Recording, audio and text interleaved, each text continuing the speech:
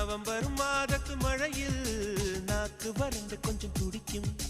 எச்சிலை விழுங்கும் பொழுது வறண்டு தொண்டை வலிக்கும்.